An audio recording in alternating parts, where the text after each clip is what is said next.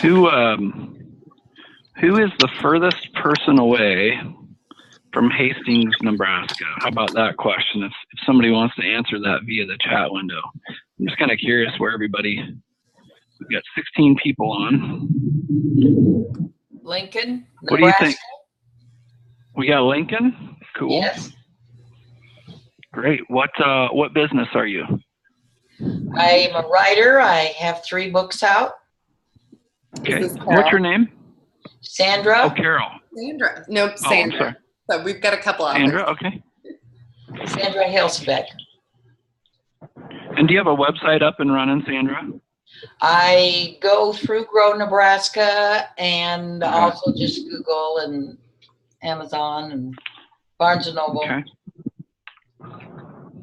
Cool. Do we have anybody farther I'm from than McCook, Nebraska. Oh. Where at? McCook, Nebraska. McCook. Okay. What business is yours? Second Harvest Curriculum. Cool. And do you have a website up and running? Yes. What is your web address? It's usedhomeschoolbooks.com.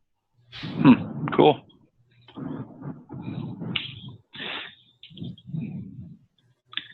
I like that business idea. Me too. That's a pretty cool idea. How long have you been running that business? Well, the business has been in business since 1993. I have been around it since 2010, and I've owned it since 2013. Okay. All right. Well, hopefully go ahead. I'm sorry. I was going to say, Blake, my my clock says that it's now noon, so we might need to get started. Yep. If you don't mind. Yeah. Okay. Well, first off, Let's do it. welcome to all of you. Welcome to Grow Nebraska's Third Thursday training. If you don't recognize my voice, I am Heidi Garvin with Grow Nebraska, and I am our training services coordinator. So one of the benefits of my job is that I get to facilitate trainings like these. And we are so thankful you are all here today to learn from Blake Peshak from Provident Promotions. We do have a free training every single month on the 3rd Thursday of the month. And I am going to mute people just for a minute. So, okay. Can you all hear me all right? Well, I guess I shouldn't ask that after I muted you. But I'd like to welcome you all. We do have a free training every single month. This training is featuring Blake. Next month, we are bringing in Cheryl Hughes on the 3rd Thursday of October to talk to us about the big changes that are coming in the food labeling industry. So if you have a food product, you need to stay up to date on these regulations. And Cheryl is going to walk you through on how to do that. In November, we are bringing in Samantha Morris from Pepper Jam. So if you are familiar with the buckle, Pepper Jam does a lot of their marketing. And Samantha Morris is going to be talking about affiliate marketing. I'd also like to ask you to save the date for our Market Tech Conference. It's going to be on March 15th in 2018. Our keynote speaker is going to be Jen Herman, but we always bring in amazing speakers. That's actually why we are bringing in Blake today. He is back by popular demand after having a completely full room at Market Tech. So we are glad to have him here. For other trainings and events, please see our calendar on grownebraska.org and sign up for our newsletter or follow us on social media.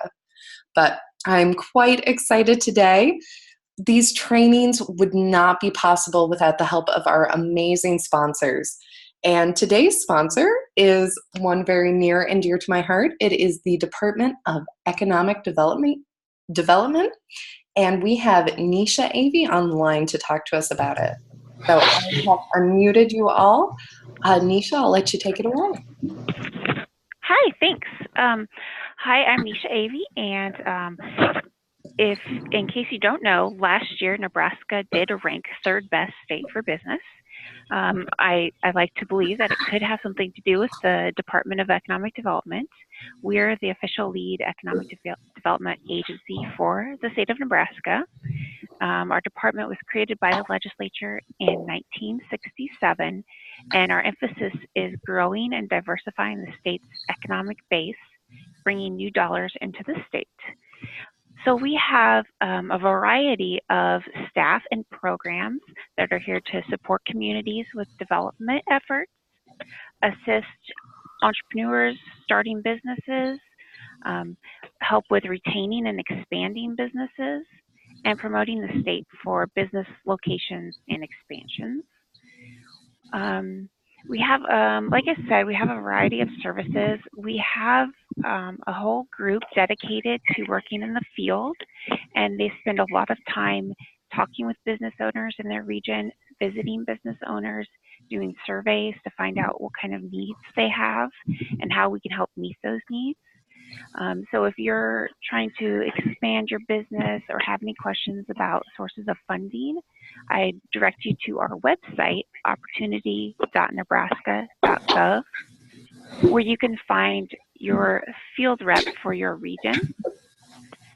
We also have a talent and innovation initiative that provides financial assistance to high-tech businesses. And that program includes the Business Innovation Act, Intern Nebraska, and the Angel Investment Tax Credit. We also have a variety of programs in which we partner with different groups and organizations in the community. We have statewide technical assistance providers that, of course, include Grow Nebraska, REAP, Nebraska Enterprise Fund, Nebraska Business Development Center, Invest Nebraska, and the Exarban Innovation Initiative. Some of these folks provide different services. Some can assist with the development of a business plan, market research, help navigating the other issues that come up when you're starting a business as well. And in addition, some can provide micro lending to small businesses in the state. And that is another program we support to help entrepreneurs develop their business and, of course, grow the economy of the state. So if you have any more questions, feel free to reach out to me or visit our website, and all of the staff are listed there, including what we do. Awesome. Thank you, Nisha. And if you haven't met the Department of Economic Development field staff and office staff, they are wonderful people to work with. So they really have their thumb on the pulse of all of the resources in the state. And they are, well, like Nisha, wonderful people. So thank you so much, Nisha. We really appreciate your time. Heidi. And now, the reason we are all here, we are going to turn it over to Blake. So Blake, I'm going to ask our viewers to bear with me while I stop my screen share and transfer with you. Okay. All right. Do you see the screen share option? Yep. Got it. Awesome. And just so everyone is aware, I am muting all of you. If you are on your phone, you will need to mute yourself. But I will unmute all of you at the end, and you will be able to ask any questions that you have at that point in time. Or else you can unmute yourself if you need to interject, or leave a message in the chat window, and I will take it from there. So. Heidi, quick question for you. You guys should all see my PowerPoint, the main slide, I'm guessing, and then all the other slides here on the left. It sounds like somebody's phone is open, but hang on just Heidi, is there?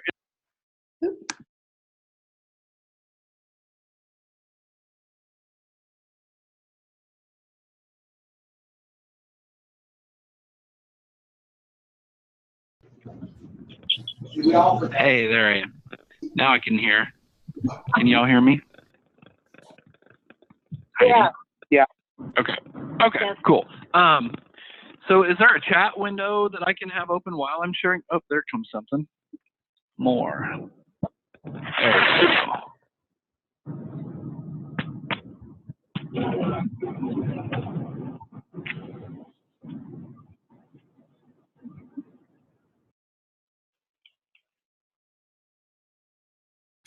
And I will monitor the chat window for you as well, Blake. So, but we can all see your slides.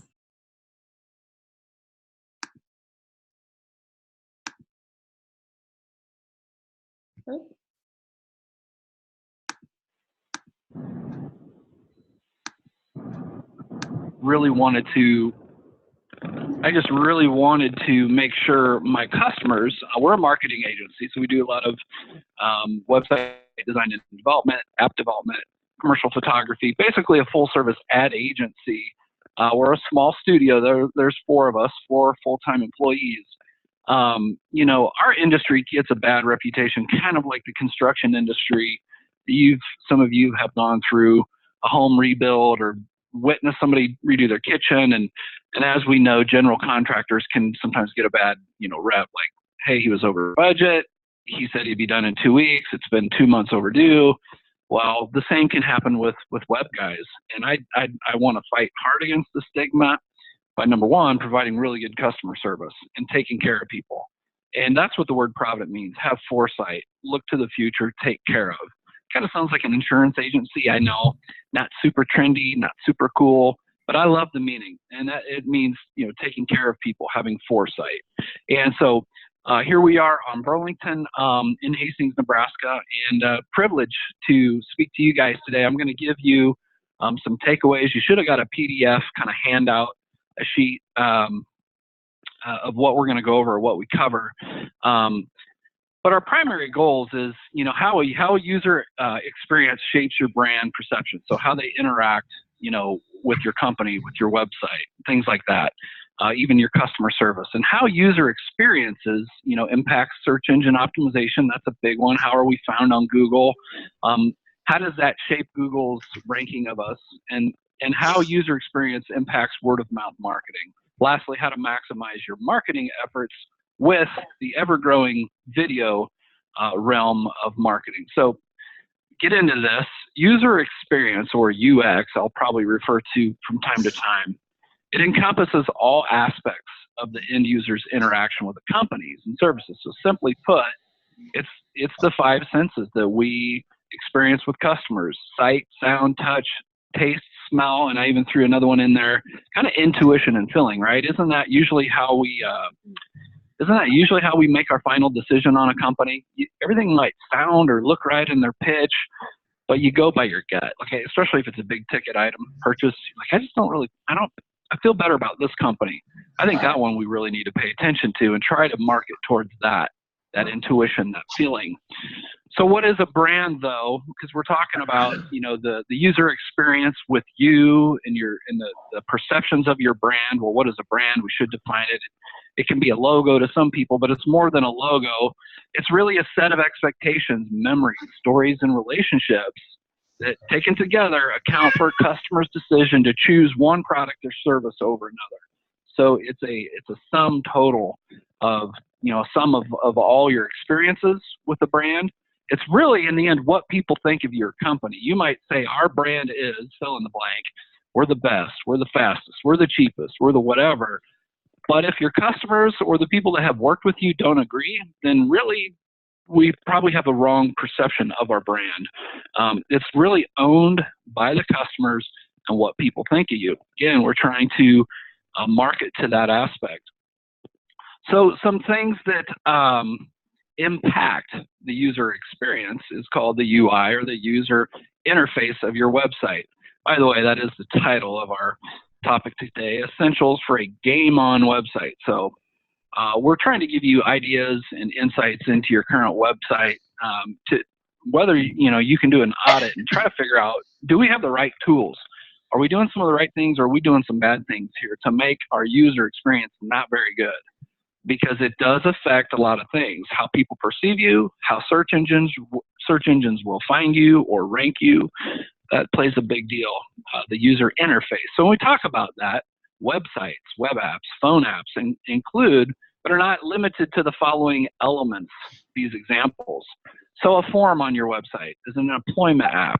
Is it, you know, some customize your widget form? How easy is that to fill out? Or a contact form would be a user interface, part of the interface. All your buttons and your icons. The search field there, or lack of a search field. Pagination, you know, those are the numbers below a page. So if you've got a lot of products, I don't know if Michael's on with us. Michael, are you on with the wind chimes, Mac wind chimes? You can type in there if you want, but you know, that'd be an example of products. I got multiple products, and I need to make sure people can flip through my pages easily. And then the breadcrumbs, you know, the breadcrumbs are the little links at the top of your page. So if people have clicked 3 or 4 or 5 times deep into your website, you have a lot of pages, little breadcrumbs are at the top to show people where they're at, how to navigate back to wherever they came from. So that's just an idea of some of the interface tools. Moving on, so maybe somebody wants to type, maybe not. Maybe y'all are stuffing your face and just kind of listening here. If you want to type in the group chat window, it'd be cool to kind of see if you have any other ideas. It's kind of fun, interactive time during my talk. But think about bad experiences you've had though on websites or even your iPhone or whatever it might be. You know, for me, some annoying things that we don't want to do is you click on something in a website and then it opens another tab and it kind of shoots you away from the page. But I was like, I just wanted to look at a picture or a PDF or something, and an unnecessary tab open. And before the end of the day, you know how it goes. You've got like 18 tabs open. That's a bad experience, and it can frustrate the user. You know, add to cart, push. You know, this one, somebody brought this up at the meeting too last time, was you're in a shopping cart, you click add to cart, and it like shoots you away from all the products and wherever you're really interested to like check out. What a weird thing to do to a customer. You think about going to a Walmart, even be kind of funny. You pick something off a shelf and then a clerk grabs you by the arm and rushes you to the checkout line to buy that. That is a really weird, awkward thing to do to people. Someone just wrote hidden menus on a smartphone. So I don't know, Michael, if that was you, because one thing that we helped Michael at Mac Wind Chimes was, I think we did get some categories to show up if that's you, Michael.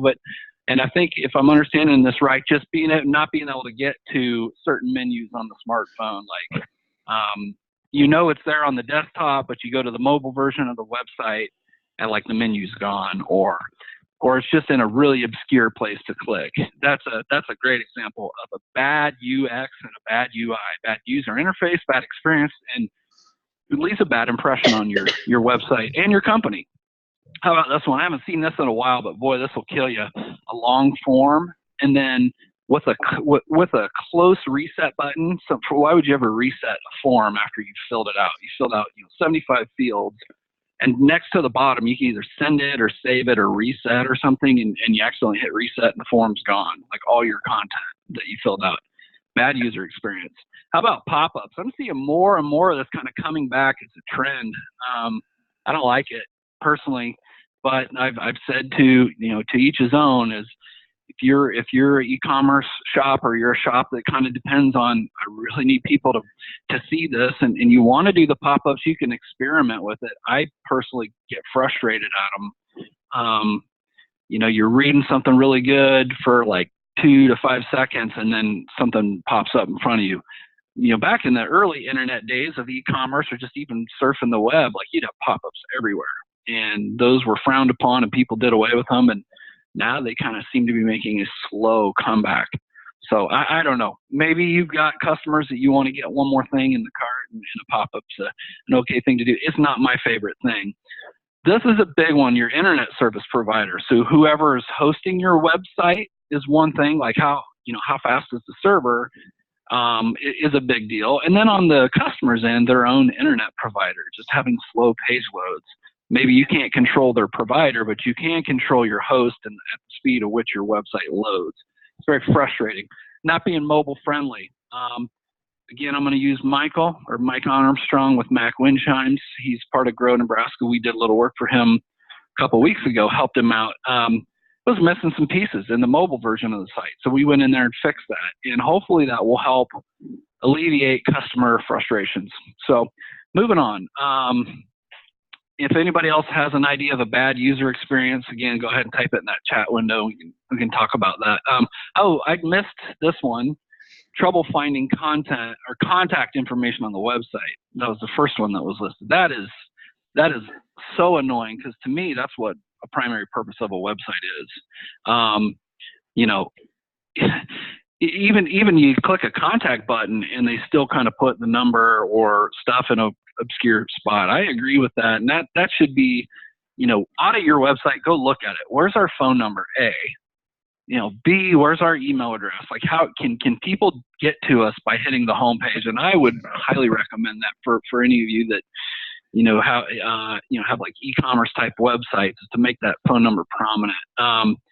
The other thing to check is it clickable, like your contact information? Because most people are doing a lot of their shopping and research from their phone. They're in their cars, they're in the airport, the store, they're wherever.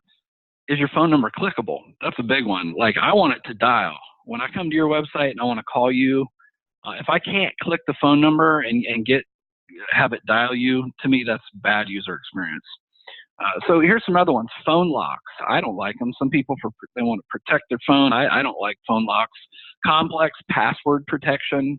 You know, websites make you have all these different crazy symbols and numbers. You know, don't do that to your customers. Try to make them simple. I mean, you want your website secure, but you don't need 16, you know, character passwords with some capitals, with some numbers, with some, you know, symbols. That's my opinion. Deceptive imagery. That's when you go to, you know, a website and like, let's say you're a barber shop and you go to the website and you show a picture of the ocean and, you know, just big, you know, scenic shots. I mean, they're pretty, but they're deceptive to what you do. It doesn't make sense to your product or your service. That's just bad user experience. Automatic updates can be very annoying. Oops, excuse me, I'm jumping around. You know, overly complex interfaces, just too many buttons, not knowing where things are at, and not giving enough white space around your content. This one bothers me, you know, wonky voice text and autocorrect. That is absolutely annoying when it comes to the phone. But so what is the goal, though, of a user experience? Primary goal is to make the person's life easier, of UI, UX design. Make life easier for people. That should be the heartbeat of your project. Again, what is the intuition? How do people feel after they've been on your website? Are they frustrated? The phone number is not there. I can't find the contact info. You know, things just don't seem to be very intuitive. Like, if you're frustrated and you've worked with your website for the past year or 5 years, just think of how a new person's probably going to feel. It's something to keep in mind. So we want to provide quick onboarding. We want people to know where to go, what to do. It should be goal focused. What is the goal? The goal is to show them really great products and try to get them to check out. So let's make that as easy as possible. The user interface should be somewhat invisible, meaning, you know, I don't know if any on this call have young children. I've got a 2-year-old that it's pretty wild to watch him pick up an iPad or an iPhone and, you know, he sees mom and dad scrolling with his little finger. But that's kind of the goal, is to, like, you don't have to explain anything to anybody. Like a 5-year-old could almost navigate your website. That would be the ideal goal, is to make it almost invisible, easy and intuitive to use, and be consistent from page to page. Sometimes you'll see websites where menus or navigation menus switch, you know, from the left side of the page to the right side of the page, or there's no navigation on this page at all. That's bad user experience. You want to be consistent. So what are good examples of interfaces and experiences you had? Obviously, we love it when our websites load fast. Somebody mentioned there was a question or a comment that they're having a hard time keeping their content up to date on their website. You know, it is kind of annoying when you want to go back to somebody's site to get something new and there's just no new content. But that is a positive to have. You know, sometimes it's like, if you fill out a form, isn't that kind of a nice feeling maybe when you get a message sent back to you via email? Hey, we received your, you know, support ticket. We're looking into this. Something like that. That's a good experience. a great search tool. There's nothing better than having a tool that works and can find the product based upon color or size or, you know, any kind of description. And that is a good and a great thing to have. And, you know, conversely, a bad search tool, how frustrating can that be? I love the great suggested items thing. If I'm in a shopping cart, I always use B&H photo and video. We buy a lot of video and you know, camera equipment from them. Man, they're almost too good at giving suggestions because I always find something else I need, you know, quote unquote, I need it. But that is a good thing, you know, and short process videos are awesome too. So if you buy a piece of tech equipment or something, and, you know, whether it be some kind of a camera in your security camera or whatever you might have, it's always not, I love it when people show me like, what's the best way to set this up? Nobody likes to read. I don't like to get and read a 4-page document, but if you could show me in about a minute how to set this up, I love that. So that's a good experience. So elements of good user experience, again, easy, intuitive onboarding. That just means when they're on your website, it makes sense. It's easy to go move around. Consistent brands, consistent brand colors and fonts. I see that a lot, even with bigger brands. Well, we didn't have the logo or we didn't have the color code for this page, and so we kind of made it red to match our brand. Well, then the website just looks hodgepodgey. You know, you want to make sure everything is consistent. Again, we talked about reflective style. I gave the example of the barber shop, and well, we don't need to show the ocean if we're going to promote our barber shop. I mean, it's not really reflective. Reflective imagery. You know, this is kind of nice background image or a video, you know, telling the story. We're seeing that a lot more. Websites. Let me see if I can show one to you real quick. I've got several. Okus and Steiner. This is a investment company, wealth management company here in Hastings, a customer of ours. You can kind of see the video header, you know, playing in the background. Kind of a newer, you know, trend happening where you can actually see a process. You can see the environment. You can see the people. You can envision, and customers can envision sitting down and working with these guys, and they're friendly and they work hard and, you know, they have fun, but they take their job, they're serious, they're professionals. So that'd be an example of, like, you know, a video kind of playing in the background, telling a story. I think that's a good user experience. So I just wanted to show you that example. And then again, you know, your navigation flow, you want to be consistent with where your pages are and how people navigate to them. All right, moving on. So how does user experience impact search engines? You wouldn't believe it, but it's true. You know, it kind of seems like a no-brainer after I say it, but, you know, user experience impacts your search engine optimization or your SEO, your Google rankings, and also obviously impacts your word of mouth marketing. When people start talking, I hate that website, or don't go there, or shop here, or do that. I mean, don't we do that? The bad experiences we have, sometimes we will make a purchase on a website. Maybe it's not even the biggest brand out there, but like you like the way you can find content and get to it quickly, and it's just a good experience. So you'd prefer this website over that. We do that. We go where it's the easiest on. So, well, what is SEO or search engine optimization? Just briefly, it's the process of affecting the visibility of your website or web page and the website's search engines. Unpaid results. It's often called or known as natural, organic, earned results. And the primary goal of search engine optimization, or SEO, is to appear high in Google search results and convert customers or visitors to customers. You probably all know that. You probably all are doing things, hopefully, to get yourself higher up the list in search in Google. But why is it important?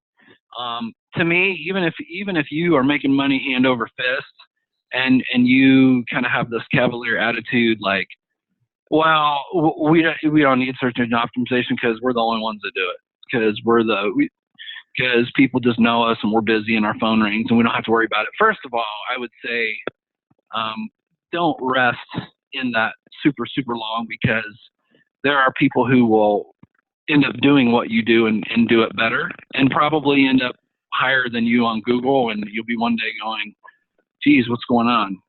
Google's super important because one of the biggest reasons is the lack of presence in Google can create a persona that your product or service is inferior or it's irrelevant. To me, that's big. That's big time. It's like if you're nowhere to be found in Google or not up there higher somewhere, it can just create this kind of persona that you must not be big enough to really, make a good product or service. And I know that sounds harsh, but I do believe we should be somewhere in Google. And even if we don't depend on the Google traffic, we should be in front of people. Other bullets importance is it obviously generates sales. Just being there can boost your numbers. It's cost effective. Right here, like I said earlier, your competition's doing it, and it's a way to stay in front of your audience. Why is it important? Continued. It helps build the brand equity. Again, talking about just bolstering this idea that you've been out there, you've been doing it forever. You're the best of the best. You're the established one. People start to believe that. It's just being in Google can help build that equity. Honestly, people don't remember web addresses. We Google it. I open Chrome and I go here and I don't type in URLs. I type in, auto body shop, Hastings, Nebraska, or I'm just throwing out a name, Sealy. I don't know if anybody knows these. Auto, I'm probably spelling it. Repair, Hastings. And that's what we do. We type in our locations too, right? I'm probably spelling it wrong, but I think it's S-E-A-L. I don't even know why I chose these guys, but it just came to mind. So there's a Google listing of them, which is great. But if I start to go down, this is great. Here they are. This is how we do it. So I don't remember SealyBodyShop.com. We don't have enough space in our brains to get all that. And that's the whole point is this is essentially replaced this, right? The URL bar, or it is the URL. We just don't type it in there. So if people are Googling for your product or service, you better be sure you show up. Especially if you got a crazy long URL web address. People will definitely not memorize that. So again, generate more web traffic. It has a high return on investment, and it creates business credibility. Some of that has been said already. What are the components good SEO? So again, for some of you, I apologize. Probably you know all this. Some of you, maybe you know it, but you haven't really implemented it. Maybe you've never heard some of this, but it's not difficult. Search engine optimization is not difficult, but it takes a little discipline and attention to detail with the following components. So the meta page title, a meta description, keyword-rich navigation titles. I'm going to show you a few of these things. Proxemics, meaning the distance between your words on the page. Density, some people believe that Google doesn't look at the number of times the word shows on the page. I tend to agree with that. Like it doesn't necessarily, just because you sell, umbrellas, because you said, unique or custom umbrellas, 200 times on your website page more than your competition doesn't automatically mean Google's going to go, oh, these guys are highly relevant and we're going to put them to the top because they've talked a lot about it. So, but it still does affect it. You still want to have a good number of times your keywords show up on certain pages. Relevancy, does that word belong? Are there any customers on here who have different category, type business? Like maybe you sell, jams, like homemade jams to, again, the umbrella idea to even something, some wooden craft that you make. Like it's, but your whole website is all about jams.com and you're trying to sell jam. The point is, if you have a one page dedicated to wooden widgets that you make on the side and put keywords all over the place, Google may come along and say, that's not really relevant to your business and what you're doing. You're trying too hard to kind of be hodgepodgey.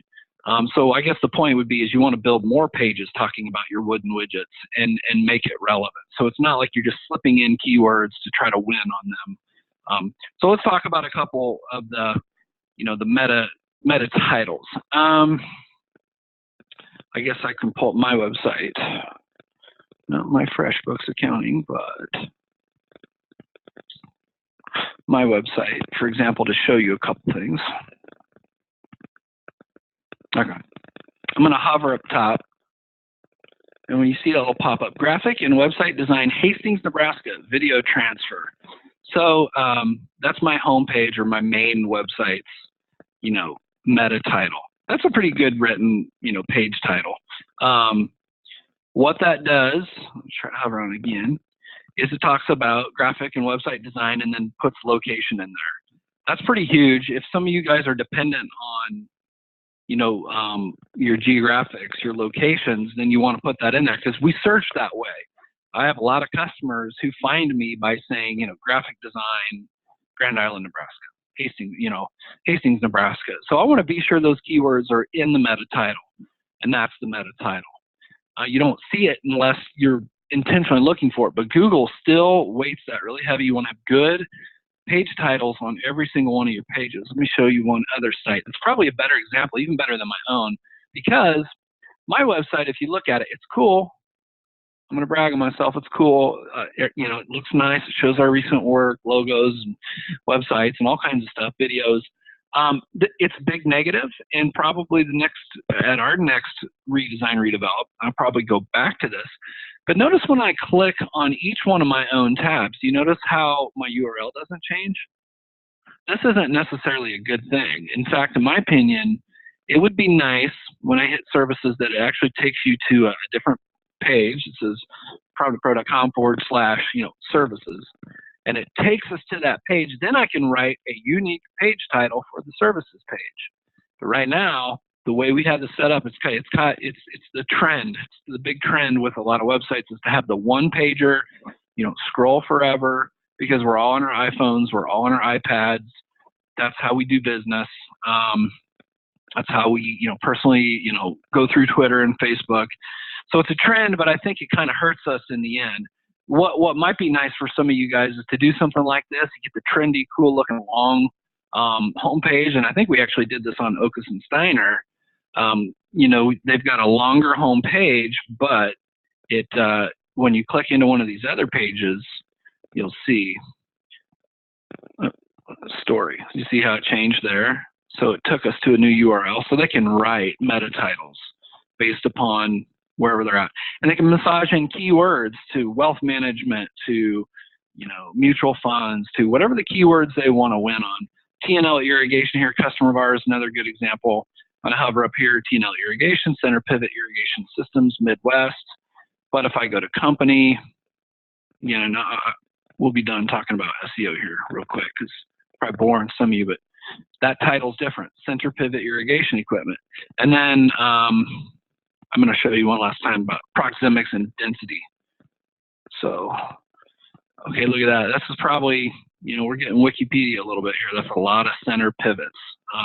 You used to do like a control finder if you're on a Mac, Apple Find, and see how many times. So we got the word, center pivots, 6 times on this page. And so that's a good, proxemics is where is it at on the page? We want the keywords high, we want the keywords low, we want them in the middle too. That's really the best scenario you can have. Density, again, is how many times that word shows up. The last piece is the description, and that is in the code. I'll show you that. Who wants to look at code? Nobody. But only search engines really see this until you Google it. Then you see it in the results of Google. So if I'm Googling center pivot irrigation system, this is what we see in Google, right? We see the T&L center pivot is the leading center pivot system in the irrigation industry, and you'll so it says, now that's looking familiar. So that is what we write. Search engines see that. Search engines show that, and again, you can kind of get creative with those keywords. You might use your competitors' keywords, even, this widget versus that widget. You can actually win on other people's keywords. You can do that in the meta title, meta description, and on the page as well. I hope that helps some of you guys. Yeah, go ahead. Yeah, real quick. Do you want to show people how to see that page source, that source code, and how to find the description again? Real quick. So I know a lot of people have to check their own website. Yeah, that's a good idea. So, Austin, will you check? I'm asking one of my coworkers. Will you go to Chrome, open any website? Is it just right-click View Source on a PC? I'm going to tell you guys on a Mac, and then I'm going to tell you on a PC. On a Mac, I think I can just go right click, view page source. And so each page has all its own code, right? And so that's how you see it. When I did an Apple F or find, I typed in the word description because it's a whole mess. It's usually at the top of the page. You know, your title, your description, your keywords, your title. There's our page title, description. All that is usually right there. So again, we were talking about meta page title, meta descriptions, you know. But that is it on a PC. And ID, you can probably do it real quick. Can you just, do you just hit right click? Right click, view page. Yeah, yep. Thanks, Shelly. So right click, view page source. Yep, just right click. So thanks, guys. And that's kind of helpful. It's a quick way. So if you have 99% of you guys, maybe there's a couple of you out there that still have HTML websites, but you all have a content management system, whether it's WordPress or Drupal or Joomla, some kind of tool that allows you to make these pages and add your photos, add your content.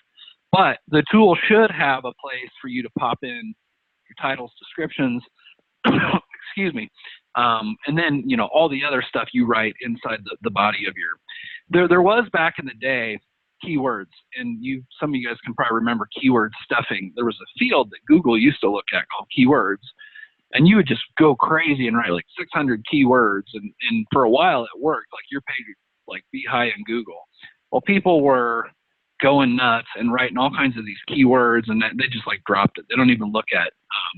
So when I say keyword-rich navigation titles, I mean this is a navigation, and this is a navigation title. You'll notice how you see irrigation systems, corner systems, linear systems. I kind of threw the word irrigation systems in there a lot.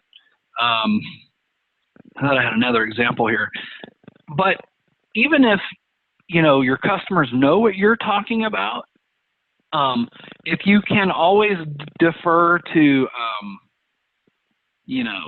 the longer version of your page title, that's actually better for search engines. So center pivots instead of pivots, and we kind of use the word irrigation systems. I mean, technically you could just get away with ultra linear, quick toe, GPS navigation corners. But we tried to throw in the word systems and irrigation in there a few extra times. That's a good thing to do. That's what I mean by keyword-rich navigation titles. Hopefully, I covered that well for you guys. We're going to move on. We're almost out of time. This is how it went in my presentation. Content's king, though. In order to score well with Google, you still need a website that has well-written content with appropriate keyword in place. These are content ideas: blog, news and updates, maybe a monthly roundup, testimonials, or what our customers say. Videos are great because people would rather watch videos, but when it comes to words on the page, the blog is probably the best way to go.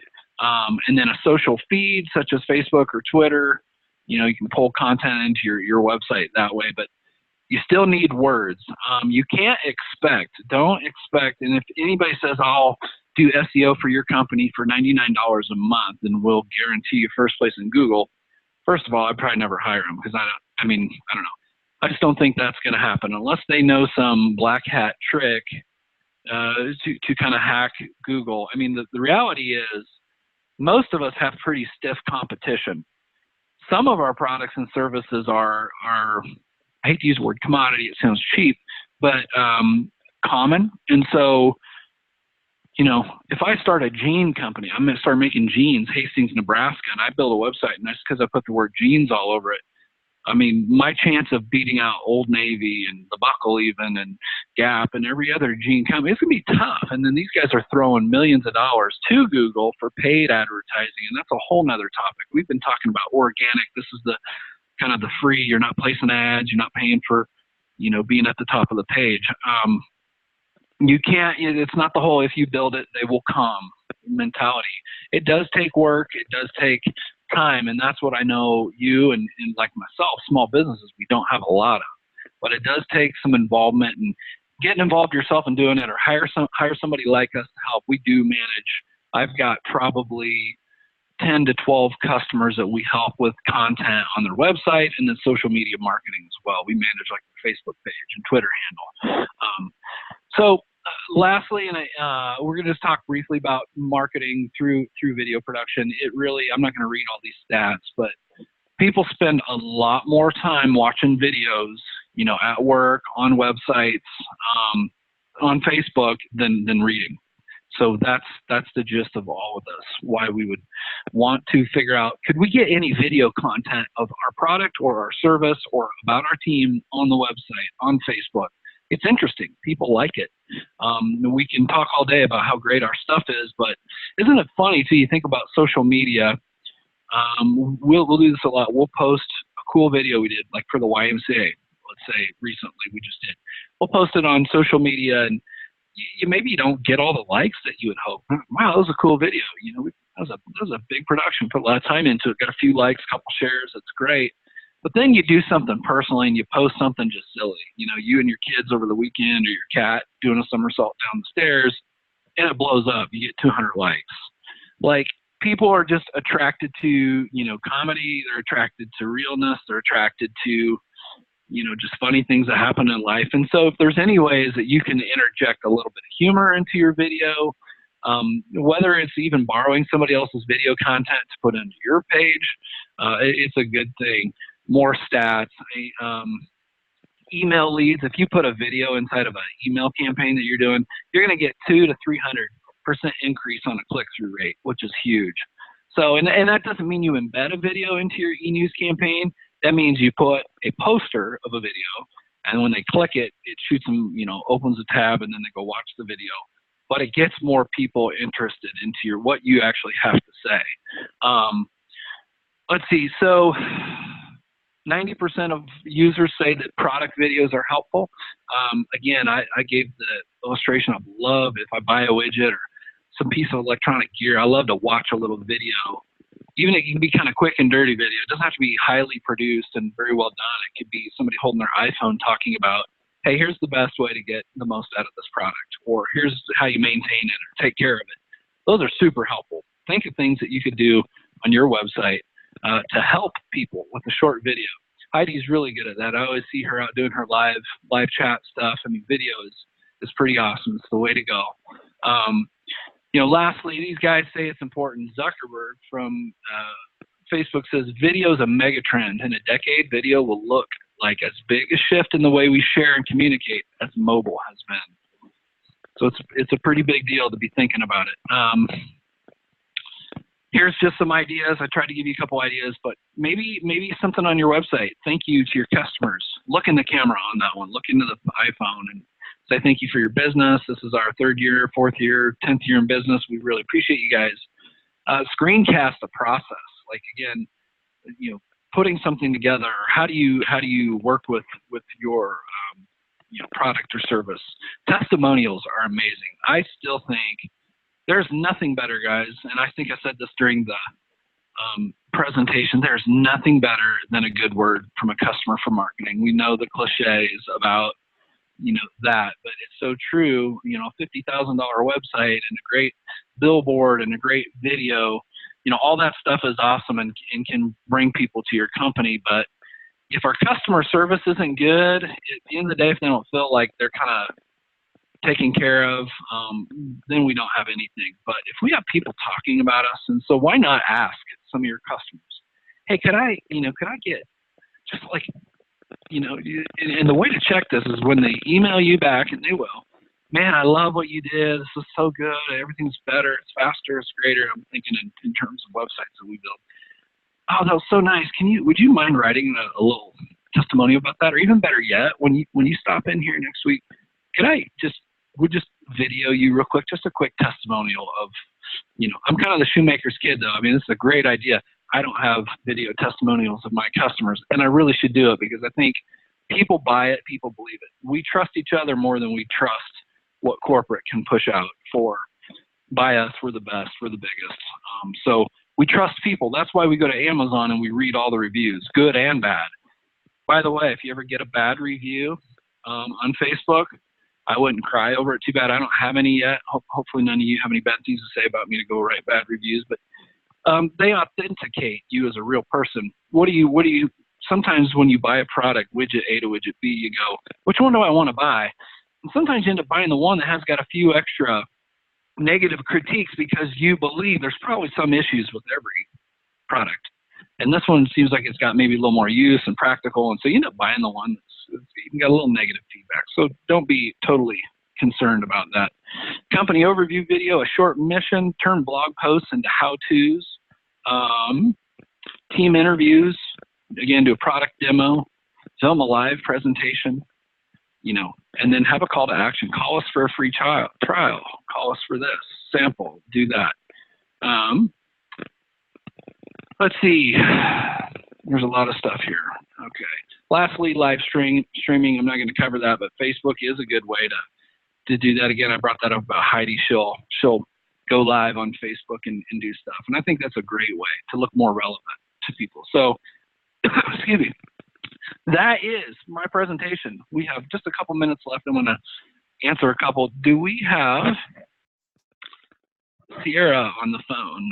And you can unmute if you would like. Sierra, are you with us? Everybody. I'm sorry. I went ahead and unmuted everybody. So I'm not sure if Sierra's on the line, but we will find out. Simply Sunflower, Sierra Forest. What is the best way to drive attention to new blog articles on our website? Sierra, are you on the phone with us? I see somebody. Is that you, Sierra, or not? I think it's just background noise. So if you want to go ahead and answer that, though. Yeah. Well, I kind of wanted to try to answer, the ones that are on, but that's okay. I'll speak to it. I mean, some of the questions I got, Heidi, if you read through them, we're going to see a lot of overlap, a lot of, how do I get people to my website? How do we, get people, drive attention to the new blog and the articles on our website? My first question to Sierra would be, are you utilizing Facebook? That's seems counterintuitive. Well, wait a minute. We're talking about our, website. Well, your website's a one-way street. You got to wait for people to come to you. So there's a couple methods. E-news marketing, where you send out e-newsletter. I've got a couple customers we do that for. Is a strategy to where a monthly, e-news could go out, use like a MailChimp program or Constant Contact, and say, hey, check out our new blog. So now you're the one knocking on their doors, trying to call them to action. That is the strategy. The other strategy is Facebook, utilizing Facebook post as part of the blog. Maybe give them a teaser. In your Facebook post, make sure you either use a photo, if not a video is even better, that would be related to the blog, just to get people to click over there and read it. Again, otherwise you're just twiddling your thumb waiting for people to come to your website. And that's just not very practical, or we just don't do that. So where are we at? I think most people, I'm still glued to Facebook. I have to confess, I read a lot of news. I learn about products. I learn about processes, a lot of stuff through Facebook. So to me, I would do a better job managing social media and trying to drive people back over to the website. How about Karen Pandorf? Karen's Collectibles, are you on the phone with us? What is the best program to design a website using a PayPal shopping cart? Best program, Karen, is, in our opinion, is WordPress to develop a website. That's what we develop 99%, if not all of our websites with it. There's a handful, like I said, of other ones out there, Drupal, Joomla. Now, if you are doing it yourself and you are not, if you're quote unquote a web guy or a web gal, you might look into a Squarespace or BigCommerce. Does anyone else on the phone have a suggestion for Karen? We don't typically set people up on third-party apps like that. We build ours custom, but we use like WordPress so as the base tool, and then you can integrate PayPal, shopping cart, or I do recommend Stripe.com. They don't have monthly fees. I think it's 2.9 cents per transaction, 30 cents per transaction, and 2.9% fee on top of each transaction, but no monthly fees. I recommend Stripe. So stripe.com. But anybody else out there, Mike? I can't remember. I think you are on WordPress, which is, again, in my opinion, the best. If you're on phone. Anybody have any input into that? You know, normally, this is Heidi from Grow. Normally what I recommend doing is WordPress, partially because it is so easy to find developers who will help you with it. Otherwise, a hosted platform where you can get support like Belusion or Shopify are usually. Right. What was your first one you said besides Shopify? Belusion. Oh, yeah. Belusion. Yeah. I've never used them. I honestly haven't heard too many people use that one, but I think Big Cartel is another one. Squarespace, I think, even offers some kind of an e-commerce package. Is anybody using the Squarespace site out there on the phone? Shelly did add in the chat that they use SparkPay. Oh, SparkPay. Okay, Shelly, are you unmuted? Do you want to speak to that? I mean, do you like that platform? Is that any do's or don'ts on that? I don't have a mic. Okay, no problem. Well, you could type in there. I mean, I suppose it's a more than a one-word answer, two-word answer, but I don't know if you want to type anything out about that, whether or not you'd recommend. I mean, again, when you use something like that, I'm guessing you're dependent on SparkPay's support team if you have to semi-customize the cart, or there's probably just not a lot of flexibility. You know, those sites are built a little bit cookie cutter to drop in. You know, you either have this product or that, and you get to drop it in, and you get what you pay for. But, well, there's something good. She says, we like it and have used it for years. Customer service is really great. Well, that's awesome. SparkPay. So write that one down, and that might be something to, you know, for a cost-effective solution for you. So let's see, pros and cons of WordPress versus another CMS. I'm going to give you a list of pros. I don't have any cons, Zachary. I mean, any con, I suppose. Let me give you one. And people use this, their biggest argument against WordPress. And I'm not getting commissioned by these guys. I don't have any affiliation with them. I just happen to use their tool to make lots of great websites. I mean, we've got one of the largest renewable energy companies in the world as a customer of ours. It's kind of crazy. We're downtown Hastings, Nebraska, 4 dudes building websites for one of the largest renewable energy companies on WordPress, and they do wind and solar and biogas and all the stuff. And so it's a trusted platform, and as Heidi said, there's hundreds of thousands of developers out there. You know, they might be right down the street from you. You don't know it. You know, and yes, there's people in India using them. I never had an India developer, but they're just, the point is, you know, they're everywhere. A lot of people are writing code for it. That just means the more people involved in this, the bigger the platform, the better the platform gets. But then again, there's your con, is people will say, well, they get hacked all the time. WordPress gets hacked. Well, I think it's more of an issue of quantity. So why do Macs and Apples not get hacked as much as PCs? I'm more of an Apple guy, but we built a PC. We have a few around the office. I just tend to like their, you know, laptops better. I think Macs don't get hacked as much because there's not as many of them out in the market. There's way more PCs. So your hackers usually would go after the bigger platforms. So they might, when they write a script and try to take down websites, they can and will go after some WordPress. As long as you keep your WordPress sites up to date, keep the version up to date, keep the plugins up to date, because a lot of times they will find out, hey, we found a vulnerability on this one plugin. You might want to go ahead and update it so you don't get hacked.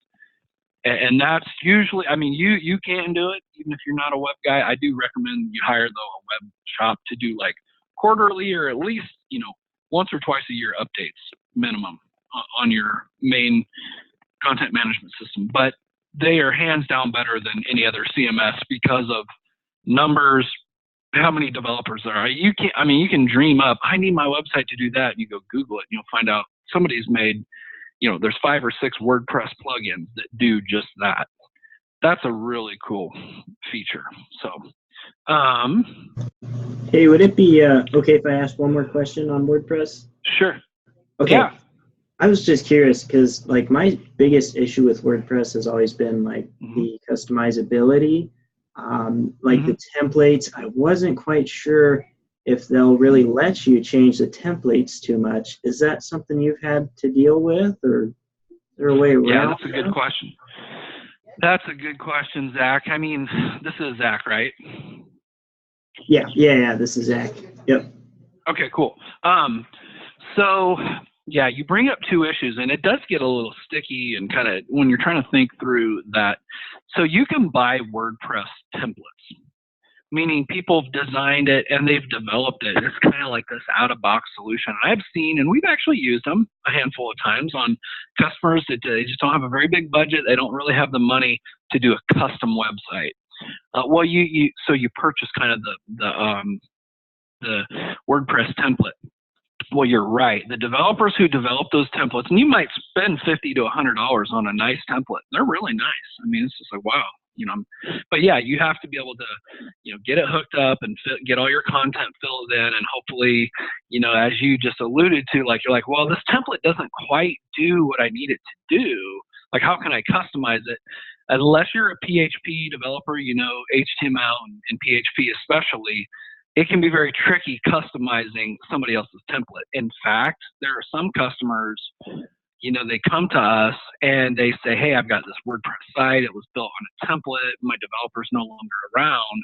Will you or can you help us? The answer usually is always yes.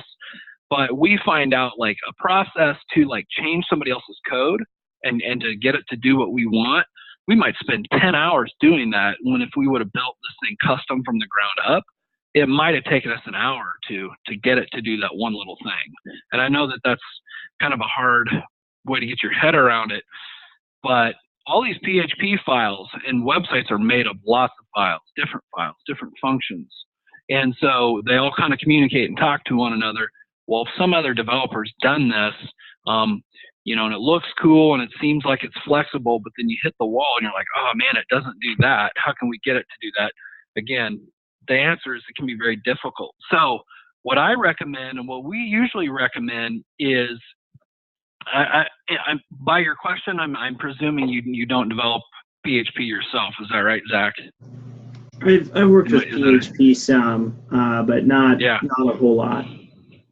Right, and that's where we would probably recommend if you're going to be your own web guy for your company. I'm not sure what your company is, or if you are starting in doing web stuff, like to buy HTML templates, to buy a template, and then you go build out the WordPress kind of from scratch the way you want it. So there's two ways to do it. You can kind of get the box package, or you can kind of go do it from scratch and get like the skin, get the HTML and the and you develop the CSS and do everything else. It's the longer, harder route, the custom version, but it's more flexible in the end. And so companies who know they're going to grow and change and have lots of different things than what this one template, and I hate that word, but that's what those are, those themes or templates, they kind of lock you in. And so they can be very tough.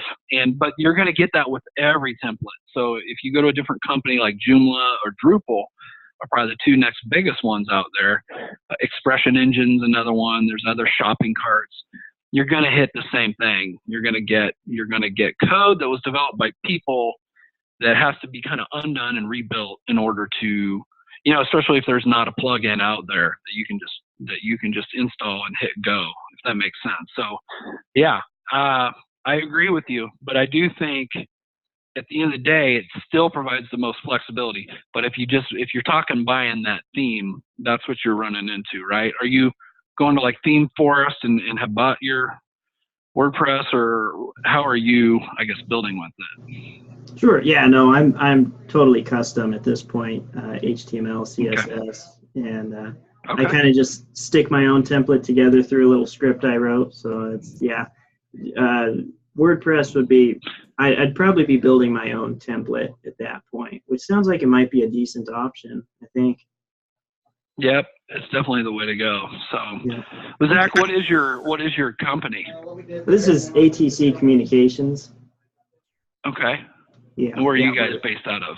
We're a Arapahoe telephone company, internet service provider. Yep. Awesome. Yeah. And so you kind of handle all the internal IT, web development, all that stuff for those guys. Our website, a lot of that stuff. That's Okay. I have complete say over what our website looks like. Awesome. Well, if you have any other questions after this call, feel free to give me a buzz and we can talk more about it. Try to answer a couple of these other ones. Christy, are you on the phone yet? We've done a little work with Christy at Hoover's. I don't know if she is on or wanted to hear, because she heard my presentation the first time. Her question was a lot like the first one here. How do I get people to drive people, from the website into her store? That's a tough question, especially when you're talking about luxury items. So you're selling diamonds and jewels and bracelets and watches, and in my opinion, a very niche market. Most of the stuff that you guys sell is not. People don't haphazardly decide I'm going to go, spend $500 on a watch, or, So, but I gave the idea to Sierra. I think the same thing would apply, Christy, is you guys need to utilize Facebook a bunch, and might look into buying Facebook ads and trying to get people, buying different ads too. If somebody else has the platform and the idea, but I was thinking about this, was looking for a ski resort the other day for Colorado to take my kids out to. Wouldn't it be nice, right, for Hoover's Jewelers, because that's a luxury item to go on a ski trip. But what if an ad had popped up, on that website? Oh, Kearney, Nebraska, they have a diamond ring, sale or whatever, to be like, hey, remind dad or husband the anniversary is in 2 weeks or 3 weeks, or, oh man, that to me, that's more of a, really have to hunt people down and try to get in front of them and show great sales. And I think Facebook is a way to drive them. Again, the website, getting them from the website to your store, I'd be more concerned about just getting back in front of people on such a luxury item. So we could chat more too on that, and boosting Facebook posts. I do think that is a great way though to get in front of people. Carol, are you on the phone with us yet? I think she was, or maybe not. I think it was Sandra we were talking to, I believe, earlier. Carol asks, would like to know how best to use their website to develop a solid mailing list. How to use their website. Yeah, to be honest, most websites we've built and that we help customers with, the website is not, it's not the best way to build your mailing list. I just don't know, unless you have a really good high traffic blog one day to where, again, you're promoting and pushing out through social media, and then you have people almost subscribing or signing on and watching your blog. I think it's going to be hard because the website is so passive. Fill out this form to stay up to date. Even on big websites that we've built, I don't see a lot of people utilizing those sign-up forms. I think they still should be there because that's helpful to attract. I do think you should utilize other mediums to build your mailing list though. So your regular email, maybe you have some kind of contest or giveaways or something through social media. I keep pushing social media because that's just a different animal. Websites, and that's what we do mainly. We design and build lots of websites, but they're passive. Unless people have something to come back for, unless you have some kind of giveaway, you're giving away books and sign up for this, and we're having this contest. It'd be interesting to hear what your web traffic is right now. Because if you're having a lot of web traffic and nobody's signing up for a mailing list, maybe it is a matter of just dangling a carrot and doing giveaways, monthly giveaways of something. I don't know what that would be. But so that's an idea. I come back to social media and just really trying to build it from there. People who contact you through email, I think it's fair game. They're interested in you or your product and services, so I add them to my mailing list. A lot of my customers do that. Heidi, do you have any other ideas on that for her? I think a lot of it is just starting that one-on-one conversation with your customers, or that social media conversation, because that's how you're going to get the most engaged people even more involved. Yeah. So maybe time for one more, Heidi, or what do you think? Does anybody? Yeah. Do we have Crystal? Go ahead. Real quick, I was just going to let everybody know that if you do need to hop off, I will be sending out a recording of the full training following this training. So it should be in your inbox around about 3 or 4 this afternoon. So if you need to re-listen to something, you know, you think you got it in your notes, but you're not 100% sure, it will be available there too. But yeah, Blake, if you want to keep going, we can do one or two more. I have a question. Oh, yeah. Yeah, who's this? I have ownership of the .coms, of course, that go with the website. Should those .coms be put into private registration or keep them public? Yeah, and what is the website URL for? Is it for your business? For my business and another one. I've got mixed feelings on it. I mean, it's not a lot of extra money a year to put it in private, you know, to pay the cover up the the private registration. So if you're, you know, concerned that people are gonna look you up via the domain name, because that's what they can do, right? They can look you up. You can do a who is lookup and find your name and maybe your contact phone number or email through your website domain. But there's a part of me that's like, if you're worried about creepers or like really trying to be private, like people can find you anyways. I mean, they can probably look you up on Facebook. You probably got your contact number on your website. If not, maybe you're not selling a product or service then though. So I would ask myself, am I concerned that people are going to get my contact info? And if the answer to that is yes, then maybe you privatize them. But I usually don't worry about it because I'm just like, if somebody wants to come and offer me $500,000 for providentpro.com, the URL, because they found my contact number through the lookup, I might take $500,000 and rethink my web domain. Does that make sense? Like, you know, the only time I've ever really wanted to, you know, contact anybody by looking up their domain is because I might want to buy their domain. I mean, I don't know. What if Bill Gates came along and wanted to buy your domain? He can't get a hold of you. I mean, it's just, that's, to me, the issue. Does that kind of answer your question? Because if I got my domain up and I've got all my contact information on there, why in the world would I want to privatize it? I mean, I've already shared it out there with public. Yeah. So, okay. I don't know. It's a little gimmicky to me to be like, hey, let's hide this when people can find it anyways. So. Okay. But okay. Another question? Anyone? I'll comment on WordPress. Oh, go ahead. Yeah. Real quick one. I have it on another website that we utilize, and I was management of it and did not do updates. I had someone in to do some work on it, and good thing because I was at risk of crashing. I had not updated long that at this point right now my Facebook doesn't work because I was not updating at all. So I was like, it's not working anymore.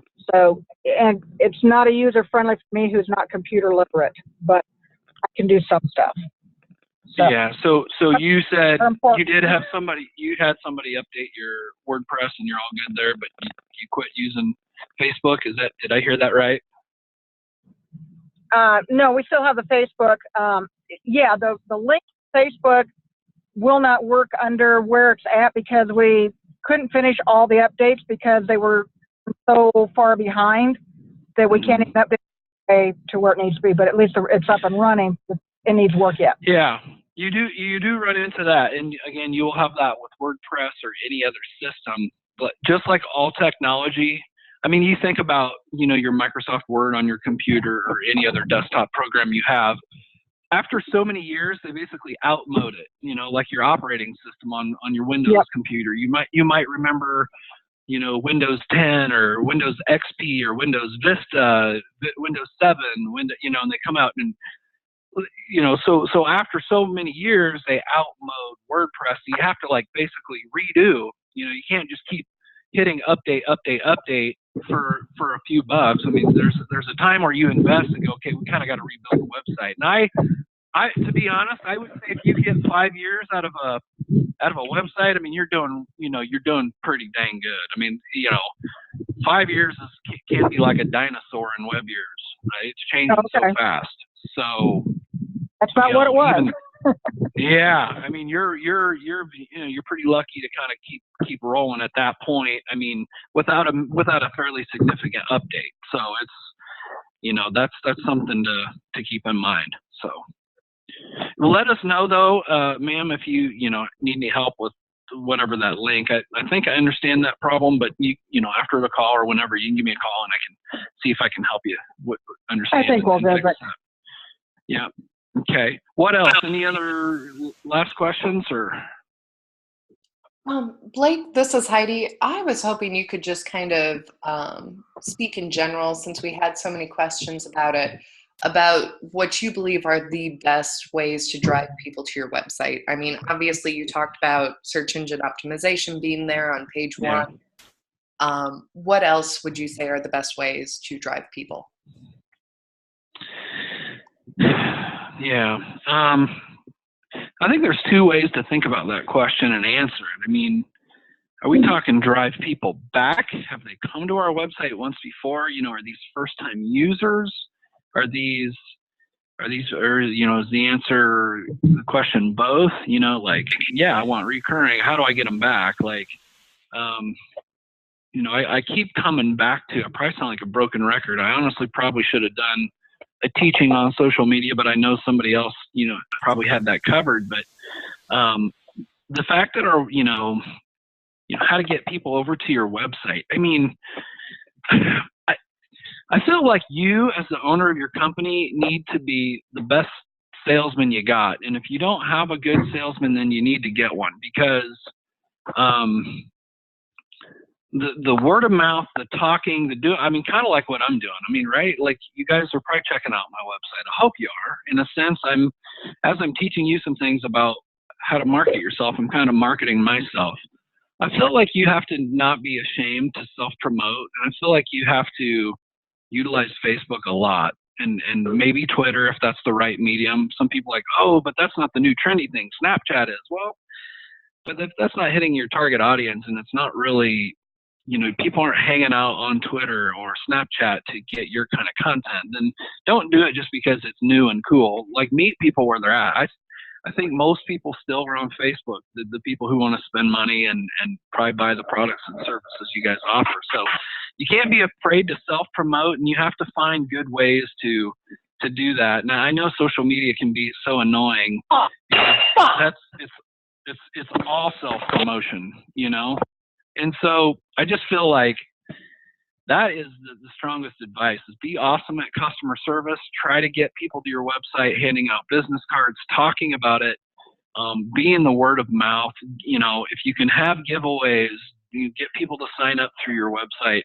Then I think the tougher question is, how do we get them coming back? And if you don't have a blog and you don't have a lot of fresh product or content coming in to your business, it's tough, because a website is really, it's not your salesman. Like, it is stagnant. It is a one-way street.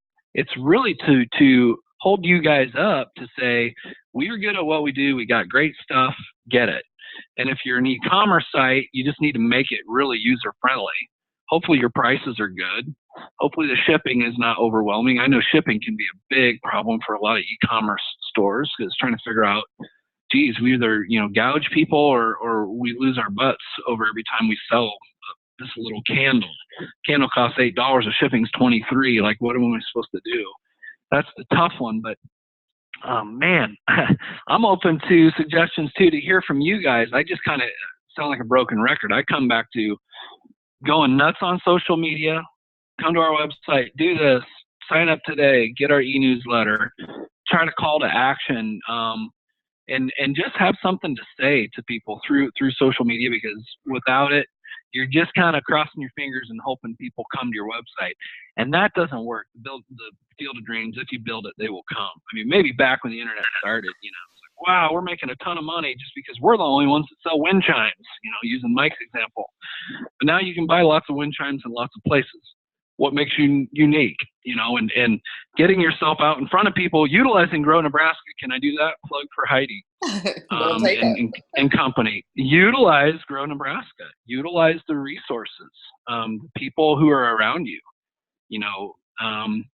and let people know who you are. It might be just a simple matter of people don't know who you are, and you got to do it. I would start locally. A lot of word of mouth, a lot of business cards, a lot of rack cards. talking and talking and never stopping on that. And again, if you're ashamed and I'm just not very good at self-promotion, then you need to find somebody within your organization or a family member who will help you get better. Because I think we can get lost in the cracks if we don't self-promote. Kind of sucks to have to do it. Sometimes it doesn't feel very good to do that, but it is the way business is going, isn't it?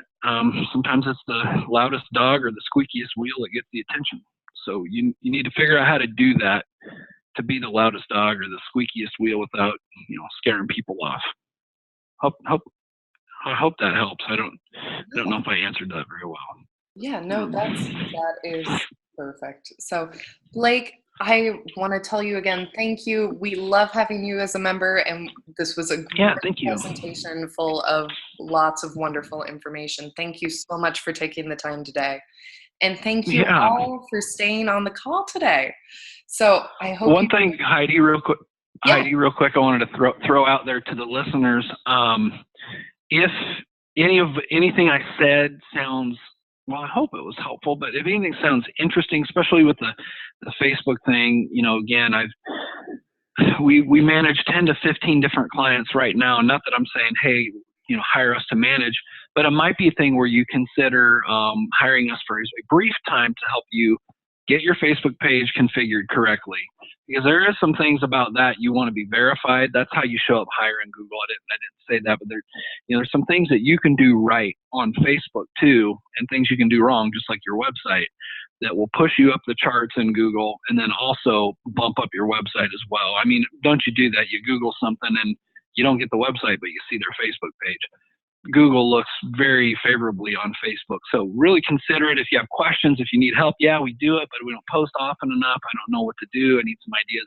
Get a hold of me. Be happy to talk that through and see if we can help you guys get a better handle on that. And hopefully that will boost, kind of your web traffic. So sorry, I had to throw that last plug in there. Yeah, no, that's wonderful. And Blake, if it's all right with you, in that email where I send out the recording, I will also send out your contact information for everyone.